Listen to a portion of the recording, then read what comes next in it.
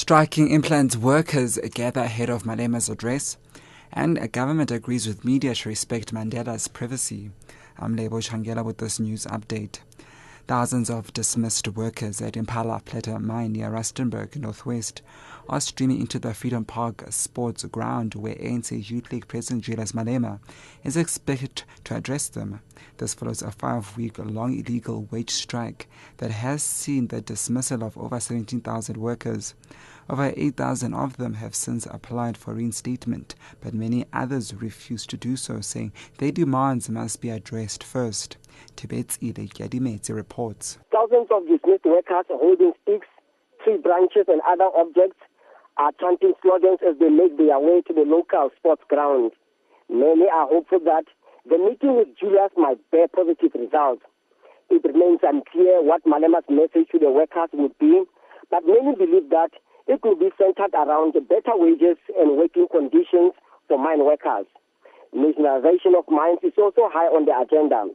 Security has been tightened and more police, some using a chopper, have been deployed in the area. For SABC News, I'm Tibet's in Freedom Park in Rustenburg. Government spokesperson Jimmy Manyu says they've agreed with officials from media houses to respect former President Nelson Mandela's privacy regarding his health status. Yesterday, government and media houses held a meeting in Pretoria after reporters and photographers who rushed from hospital to hospital in Gauteng in search of Mandela over the weekend claimed they were badly treated. A newspaper photographer who took pictures of one military hospital in Pretoria was forced to delete them after being briefly detained. Manye says the meeting was successful. Everybody was working together like a dream team. And the agreement was that going forward, a task team would be set up, and this task team would ensure that they work around the protocols, around what should happen when Masiba moves from one house to the other, or whatever his movements are, even if he goes to the hospital, what should happen. So that's how the meeting concluded. The South African Communist Party says there are lessons to be learned from the Gauteng Freeway Improvement Project. The party has called for a probe into the controversial e-tolling system in the province, but has stopped short of calling for it to be scrapped. Following a 2-day SSCP Central Committee meeting, the party has questioned the validity of the program. SSCP General Secretary Blandin Zamana suggests that the escalating costs of infrastructure projects started at provincial level should be avoided. We also want to look at if there were BE partners. Who are they? How did that take place? What were the decisions that were actually taken around this particular matter?